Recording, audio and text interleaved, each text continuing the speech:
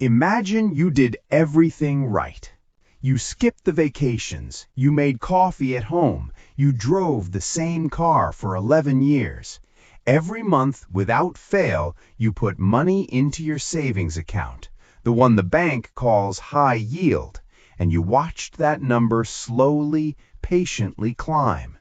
And then, 20 years later, you run the math, and you realize you're poorer than when you started.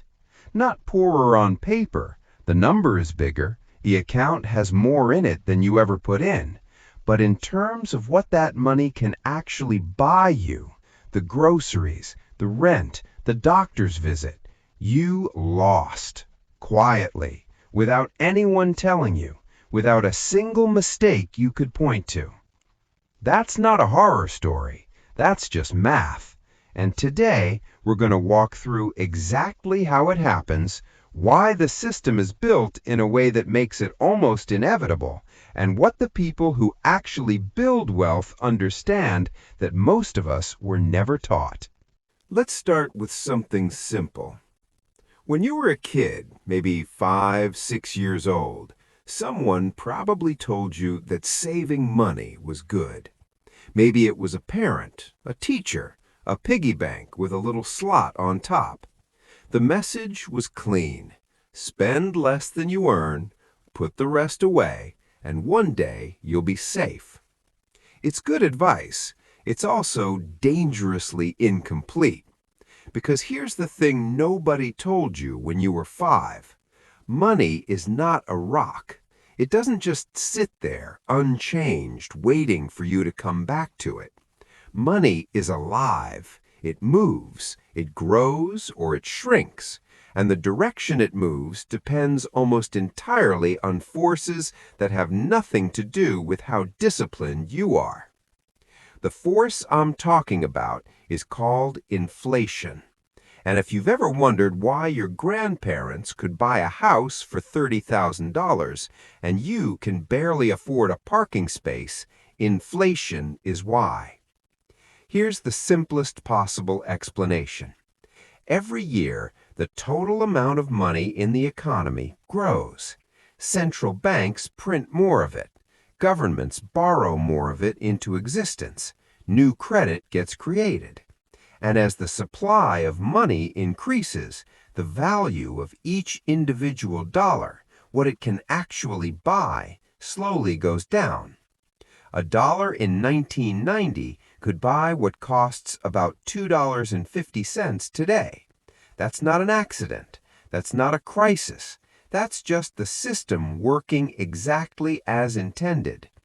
The official target for inflation in the United States is 2% per year. That means the people in charge of the economy are actively trying to make your money worth 2% less every 12 months. They have a committee that meets 8 times a year specifically to manage this. It has a name. It's called the Federal Reserve. And one of their primary jobs is to make sure that inflation stays alive and breathing. Not too hot, not too cold, just enough to gently, consistently erode the value of money you're not deploying. Now hold that thought. Here's where the savings account enters the story. You put your money in a savings account. The bank pays you interest. In a good year, a genuinely good year by recent historical standards, that interest rate might be 4 or 5%. Sometimes it's been as low as 0.01%. There were nearly 15 years in America after 2008 where savings account rates were essentially a rounding error. But let's be generous. Let's say you're getting 4%. Inflation is running at 3.5%, which is roughly where it sat for much of 2023. Your real return, the actual increase in purchasing power, is about 0.5%. On $100,000, that's $500 a year in real wealth gained. After taxes on the interest, it's probably closer to $350. You've just spent a year making sure that money was safe and accessible and earning interest, and your reward is the purchasing power equivalent of a few tanks of gas. Now stretch that across 30 years, Add in periods where inflation spiked above savings rates, which happened through most of the 70s, happened again after 2020, happens more often than people realize. In those years, you didn't earn 0.5%. You lost purchasing power, net. The bank sent you a statement that showed a gain. Your actual wealth shrank. This is the illusion. A number goes up, a life gets harder. And the cruelest part is that it's invisible. Nobody sends you a bill that says inflation fee. Nobody cancels your account. The money is always there when you log in. It just buys a little less every time you spend it. Let's zoom out and make this even more uncomfortable. There's a concept in economics called the velocity of money. It's the idea that money gains its power not just from existing, but from moving.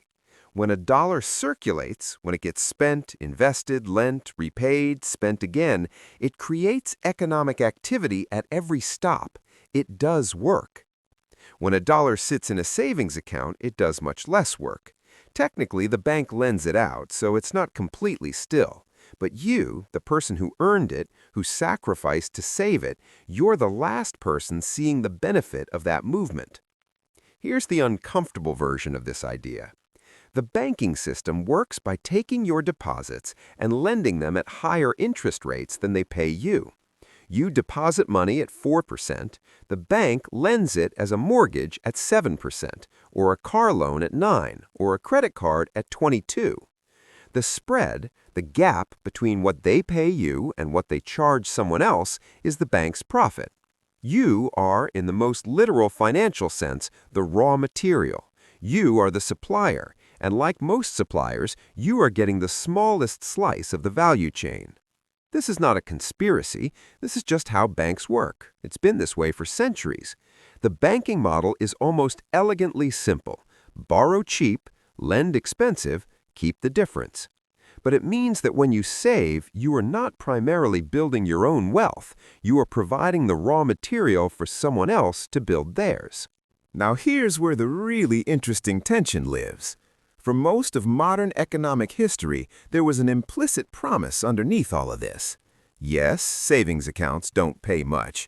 Yes, inflation eats at your returns. But the alternative, investing, putting money into businesses, property, markets, that was risky. The stock market could crash, real estate could collapse, entrepreneurs failed all the time. The trade-off made sense. Accept low returns in exchange for safety and predictability. But then something happened between roughly 1980 and 2020. Asset prices, stocks, real estate, private equity didn't just go up, they went up at a rate that made the old trade-off look almost absurd. The S&P 500 averaged around 10% annually over that period. Real estate in major cities returned even more, in some cases multiples more. Venture capital produced generational fortunes. Meanwhile, savings accounts sat at 2%, 1%, 0.01%. The gap between what money earns when it moves and what money earns when it sits still became a chasm. And that chasm, more than almost any other single mechanism, is responsible for the wealth inequality that defines this era.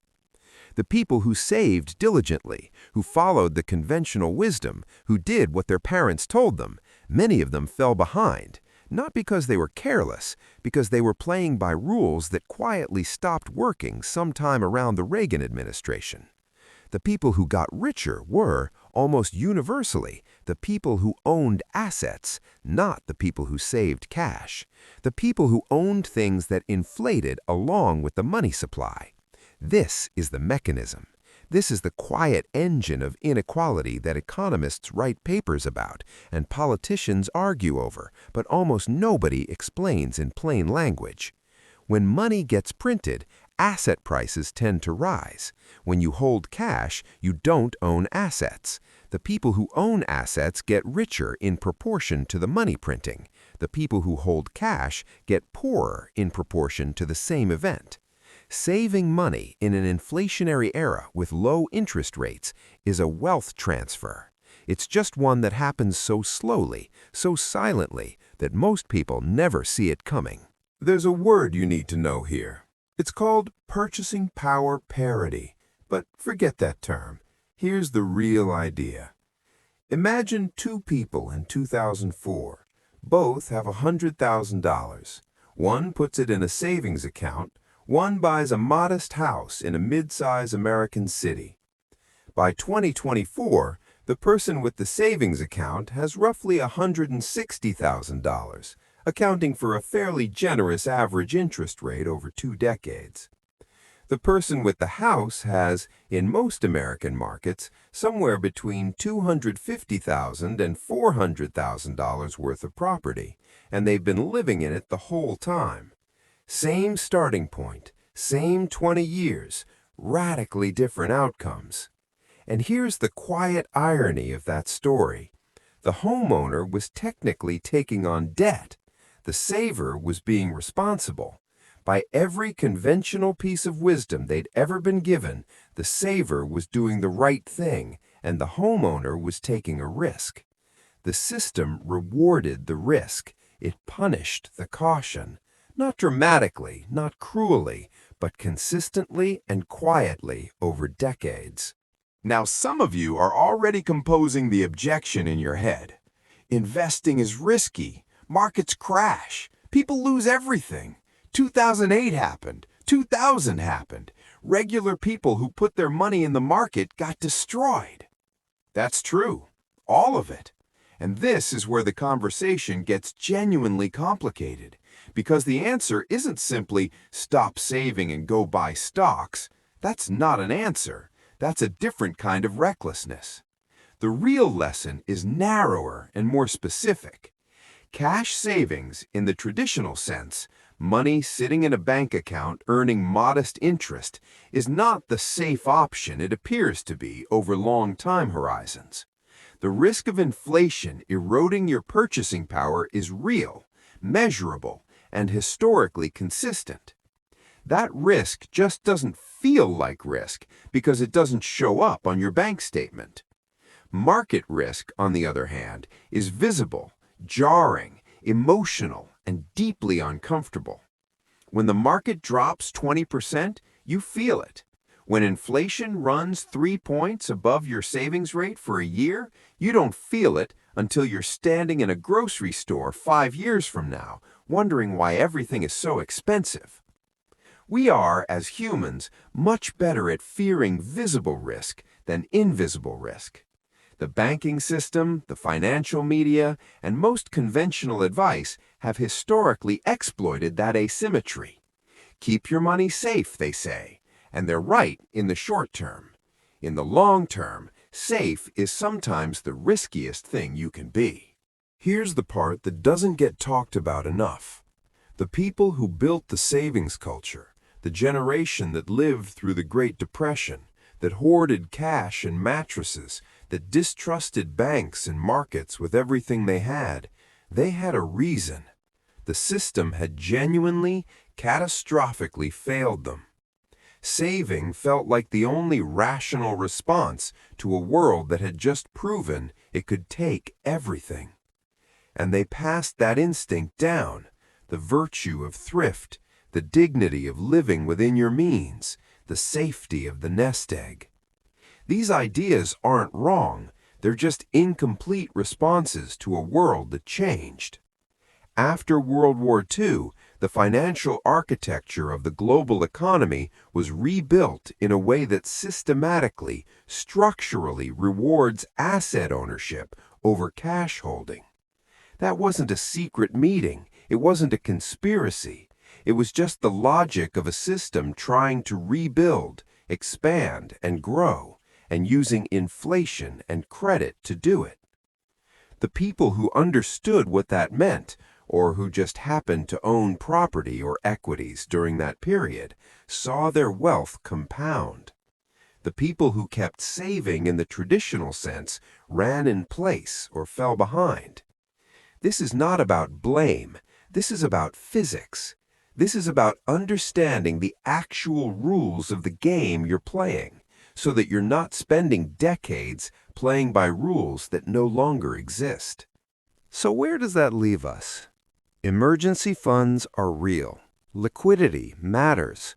There are legitimate, important reasons to keep accessible cash savings. If you lose your job, you can't sell a stock at the right price on demand. If your roof caves in, you can't put a fractional share of an index fund on the contractor's invoice. Short-term savings make sense. Always have, always will. The question is, what happens to the money that isn't short-term? The money you're not going to need in the next 6 months, or a year, or 2 years. The money you're setting aside for the future version of yourself. That money, sitting in a savings account across a 30-year horizon in any environment where inflation even slightly outpaces your interest rate, is a slow leak. It looks fine, the number is going up, but the real value, what that number can buy when you finally need it, is quietly bleeding away. That's the math nobody puts in the brochure. And the strangest part of all of it, the part that should make you stop and sit with this for a moment, is that the system isn't hiding this from you. The Federal Reserve publishes its inflation targets publicly. Banks list their interest rates online. An economist could sit down with a napkin and show you the math in about 4 minutes. The information is available. The implications are obvious once you see them. And yet, generation after generation, the default behavior is the same. Earn money, put it in a savings account, feel responsible, and slowly, invisibly, fall behind. There's a question buried in that pattern. Is it ignorance? Is it inertia? Or is it that the discomfort of doing nothing feels so much safer than the discomfort of doing something, even when doing nothing is quietly the more dangerous choice? I don't have a clean answer to that, but I think you should sit with the question for a while.